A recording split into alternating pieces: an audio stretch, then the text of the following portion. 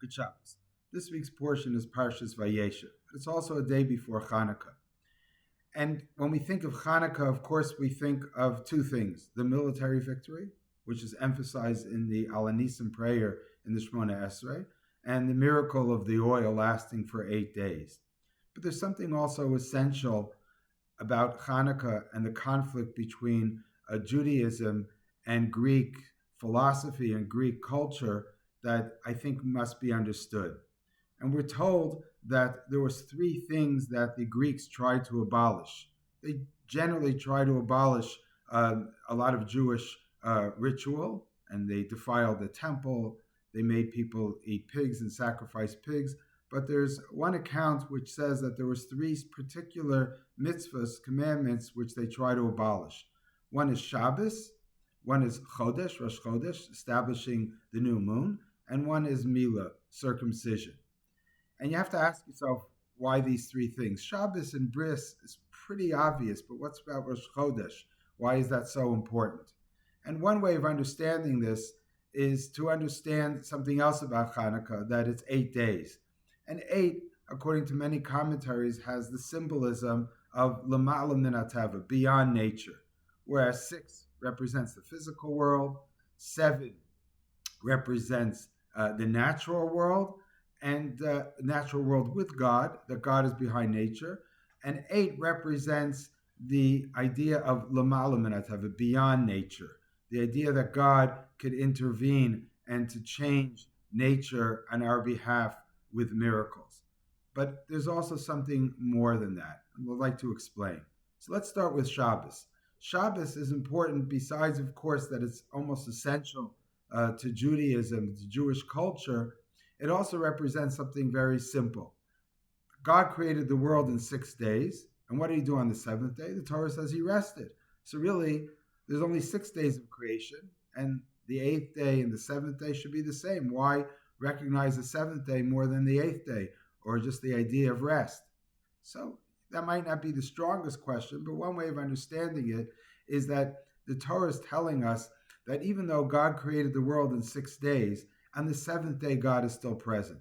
And that's the idea of God within nature, as I mentioned before.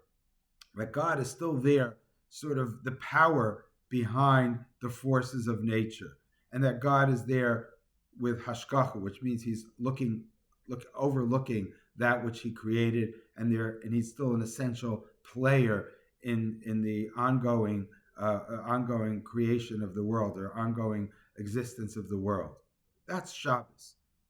Chodesh is something else. Chodesh is the power that the Jewish court, the Sanhedrin, had to establish the new moon, which is really not just to establish the fact that it's the beginning of the month, but it also tells you when the Chagim, when the holidays are, right? Because if Pesach is on the 15th day of the month of Nisan, you have to know when Rosh Chodesh was, when the first day is.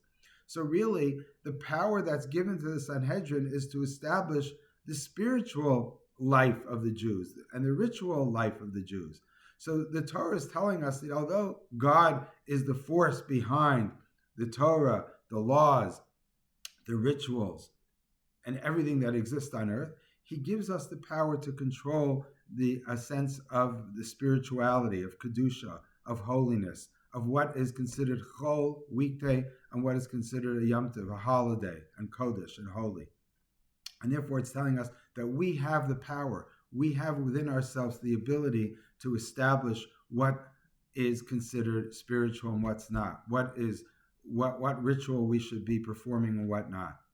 And then you take it to Milah, to Bris Milah, it's also important aspect of that which the Torah is teaching us, is that although we're born with our bodies as they are, and it seems all perfect, God is saying, no, there's still perfection that you could make within man, and that's the circumcision, the Bris Milah.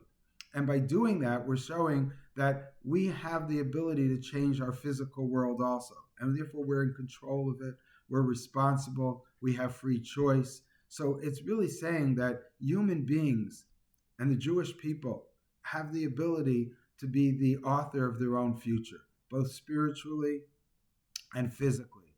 We have to make sure that we define Kedusha, holiness, and we are the ones who are making sure that that it's injected into our daily life. And we also have to make sure that we take charge of the physical aspect of our existence. So although Shabbos is extremely important in showing that God is still there, God also gives power to the Jewish people. God gives power to the average human being.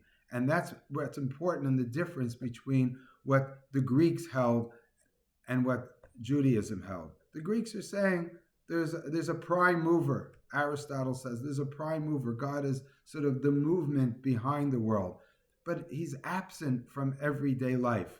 Everyday life is just goes on as is nature, and it's a status quo. It's a static universe in every aspect. And Judaism is teaching us no, that although God is present, we still are a force in the world. Human beings and the Jewish people have control over their spiritual and physical future and and and our destiny. And I think that's an important message that we have to understand, where there's a split between Greek philosophy and Jewish philosophy. And hopefully that's a message we could take home. And when we light the menorah, we're not just lighting a menorah and going through ritual, but we're thinking about what the 8 days represent, what Judaism represents. So it's important, our autonomy, our victory, but we also have to realize that we're now responsible for our own futures. Good Shabbos.